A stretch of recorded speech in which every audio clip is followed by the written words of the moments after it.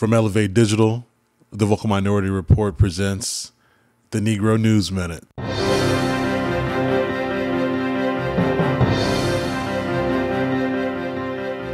Dateline, Little Rock, Arkansas. On Friday, Pulaski County Circuit Court Judge Wendell Griffin granted a restraining order preventing Arkansas from using its supply of vecuronium bromide, one of 3 drugs it uses in its executions, because the supplier said that the state misleadingly obtained the drug. Prior to this, Arkansas had a plan to put to death 8 inmates over the next 11 days. Now, the Attorney General is working to lift the order and continue with the executions. One of the first steps to achieve this was having the order by Judge Griffin reversed by the state Supreme Court and have them reassigned to another judge. Does this sound familiar? We had the story last week of the prosecutor down in Orlando, the state attorney, who was suing the governor about being removed from death penalty cases.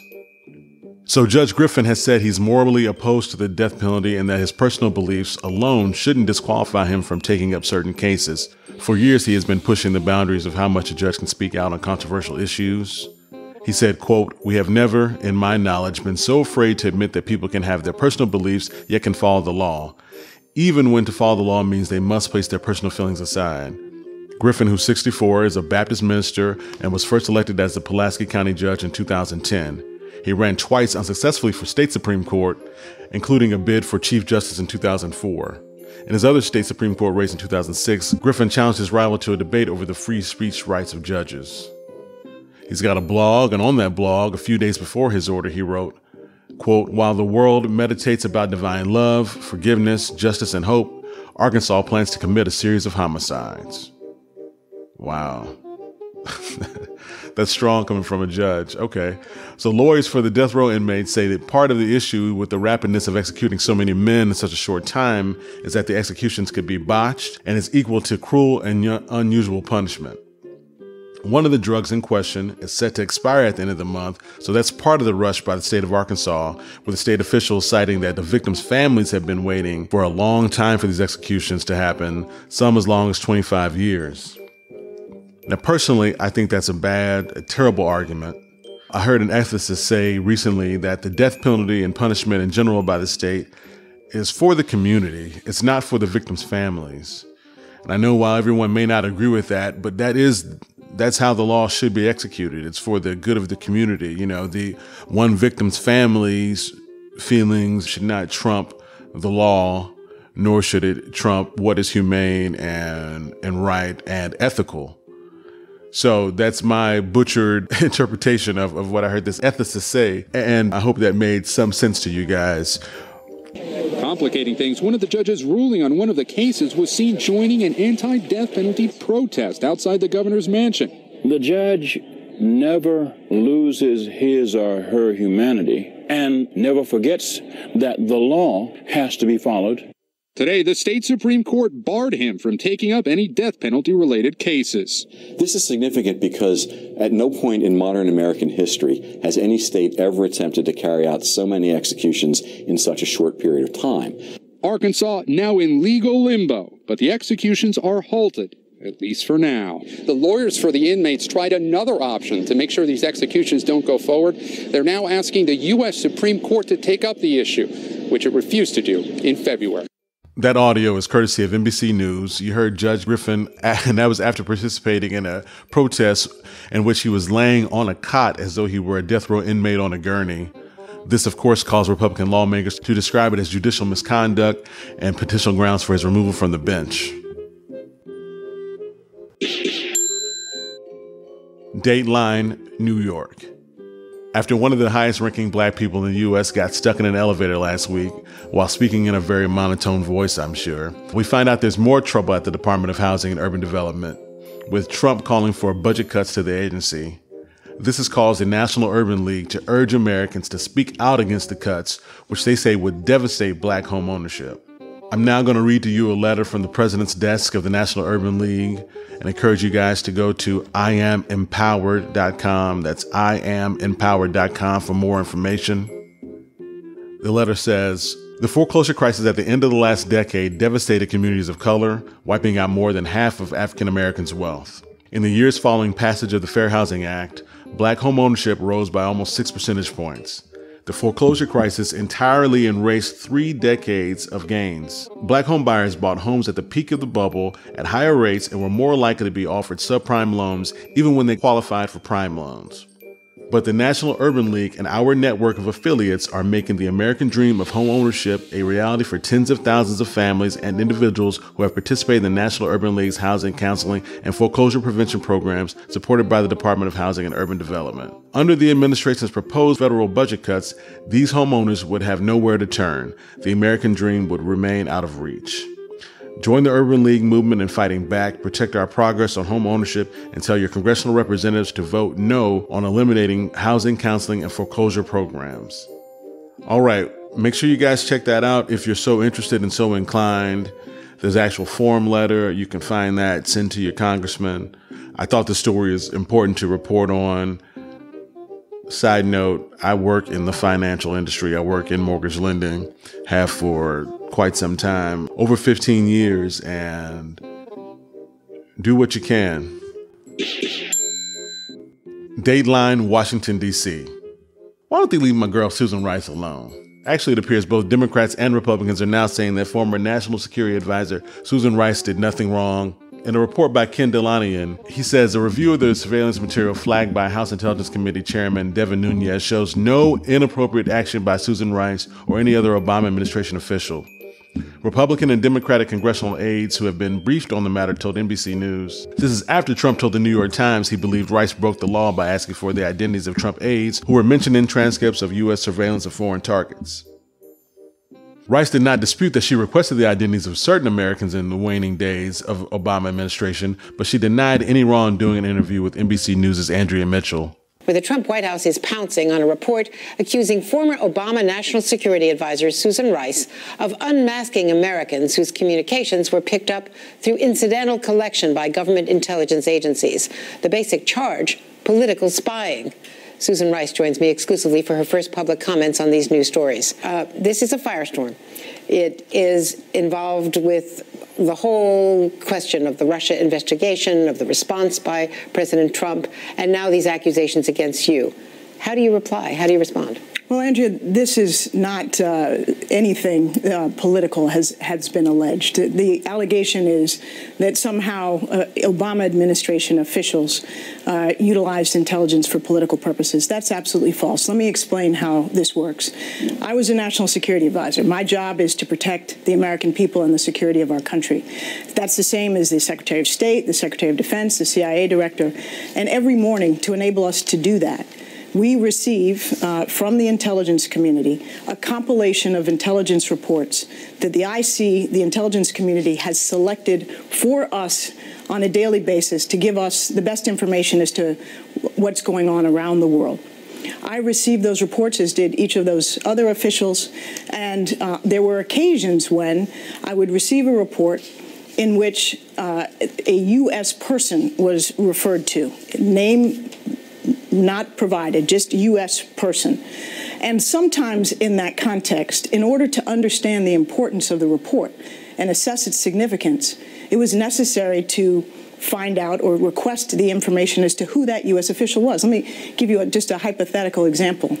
This is completely made up, but let's say there was a conversation between two foreigners about a conversation they were having with an American who was proposing to sell to them high-tech bomb-making equipment. Now, if that came to me as National Security Advisor, it would matter enormously. Is this some kook sitting in his living room communicating via the internet offering to sell something he doesn't have? Or is this a serious person or company or entity with the ability to provide that technology, perhaps to an adversary? That would be an example of a case where knowing who the U.S. person was necessary to assess the information. So when that occurred, what I would do, or what any official would do, is to ask their briefer whether the intelligence community would go through its process, and there's a long-standing established process, to decide whether that information as to who the identity of the U.S. person was could be provided to me. So they'd take that question back, they'd put it through a process, and the intelligence community made the determination as to whether or not the identity of that American individual could be provided to me. People involved in the Trump transition, the Trump campaign, people surrounding the the president-elect, let me be clear, in order to spy on them, in order to expose them? Absolutely not for any political purposes, to spy, expose, anything. But Did you leak the name of Mike Flynn? I leaked nothing to nobody, and never have and never would. Both current and former U.S. intelligence officials have said that any unmasking request by Rice would have been made to the NSA director or the FBI director, who would have had the final say. Both men are still in their jobs under President Trump, by the way. Also, current and former officials say it's routine and not inappropriate for the National Security Advisor to request the identities of Americans mentioned in intelligence reports. Dateline the U.S. border. It appears the fear-mongering by Fox News is back. Now that the Trump administration has taken order, everything's back in full swing. It's like we had an 8-year reprieve from it, but it's all back now. So, the Attorney General, Pete Sessions, who, I need to note that Coretta Scott King said of a letter that she sent to Strom Thurmond, who chaired the Judiciary Committee back in March of '86. Her letter, she urged senators not to confirm Sessions. She said, quote, Mr. Sessions' conduct as U.S. Attorney, from his politically motivated voting fraud prosecutions to his indifference toward criminal violations of civil rights laws, indicates that he lacks the temperament, fairness, and judgment to be a federal judge. Toward the end of her letter, she wrote, based on his record, I believe his confirmation would have a devastating effect on not only the judicial system in Alabama, but also on the progress we have made everywhere toward fulfilling my husband's dream that he envisioned over 20 years ago. His nomination did indeed fail. Okay, that's a major digression, but back to immigration and the major changes that he's making. In this, quote, new era, it'll feature 3 specific changes to the U.S. policy on illegal immigration. 1, the Justice Department will have a more visible and enforceable role in handling immigration, which prior to had been handled by the Department of Homeland Security. 2, fraudulent identification will now be handled as a more serious illegal activity, leading to criminal charges, jail, and deportation. And 3, transporting and harboring illegal immigrants also will be treated in a more serious manner and cover more types of situations. Now the Justice Department will have a more prominent role in enforcing immigration policies, including tougher border security and a more dogged pursuit of people here illegally, whether or not they're serious criminals. That's important, whether or not they're serious criminals. As a part of that newer hawkish approach, says Fox News, Sessions is instructing the nation's 94 U.S. attorneys, those along the border states as well as the interior, to make immigration enforcement a priority of their job. He has also instructed them to create by Tuesday, which is today, a new position in their office, that of an assistant U.S. attorney devoted solely to investigate cases involving non-U.S. citizens who may be illegal or have legal status but not be naturalized, and to prosecute them. This, of course, is in stark contrast to President Obama's administration, where former Attorney General Eric Holder led court battles against state efforts to crack down on legal immigration, which led to lawsuits against states like Arizona and my beloved Texas. All of the things that were ignored for the past 8 years, is it going to make a difference? It's going to make a difference. And the biggest difference is the message Donald Trump's election sent and his leadership, which is this border is not open. If you come to America, come lawfully, don't come unlawfully. And that's already, I think, a huge factor in the decline in the attempts to enter America. So we're on this virtuous cycle where you have a decline in attempts to enter America. We had March was the lowest month in 17 years. Right. And it was 72% below President Obama's last month in office. This is really a remarkable alteration. Don't come illegally. If you want to come, wait your time. And when people start doing that, we'll see a great improvement. And if somebody commits a crime while they're here legally or illegally before permanent residence, then they can and should be deported. That audio is courtesy of Judge Janine and Fox News. Dateline, Washington, D.C. The New York Times, in collaboration with ProPublica, published a story on Saturday saying Trump has been filling the White House and federal agencies with former lobbyists, lawyers, and consultants, and has been generously waiving ethics requirements by even posting the waiver information on the government ethics website. In an interview with NPR on Monday, the Office of Government Ethics Director Walter Schaub Jr. said, public inquiries and complaints involving the Trump administration, conflicts of interest, and ethics have been inundating his tiny agency, which only has advisory power. Quote, we've even had a couple of days where the volume was so huge it filled up the voicemail box and we couldn't clear the calls as fast as they were coming in. Now, how big is the jump in public contacts such as calls, letters, and emails? Well, during the 6 months between October 2008 and March 2009, as the Obama presidency was taking shape, the office got 733 contacts. During October 2016 to March 2017, it got 39,105 contacts from citizens. That's an increase of 5,235%. I have a no conflict situation because I'm president, which is, I didn't know about that until about 3 months ago, but it's a nice thing to have. But I don't want to take advantage of something. I have something that others don't have. Vice President Pence also has it. I don't think he'll need it. I have a feeling he's not going to need it. But Director Schaub said Trump is correct when he says, as he did back in January, you just heard, that presidents technically are not covered by law from having conflicts of interest. There are ethics rules that do apply to members of his administration, though. Folks, that's all we got for today. Oh wait, here's a little great clip for you. Kawhi shot more free throws than our whole team. Explain it to me. We don't get the respect that these guys deserve because Mike Conley doesn't go crazy. He has class and he just plays the game. But I'm not going to let them treat us that way. You know, I know Pop's got pedigree and I'm a young rookie, but they're not going to rook us. That's unacceptable. That was unprofessional. My guys dug in that game and earned the right to be in that game, and they did not even give us a chance.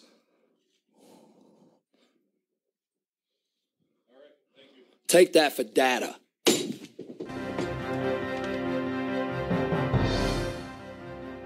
For Elevate Digital, the Vocal Minority Report, this has been the Negro News Minute. All power to the people. Peace.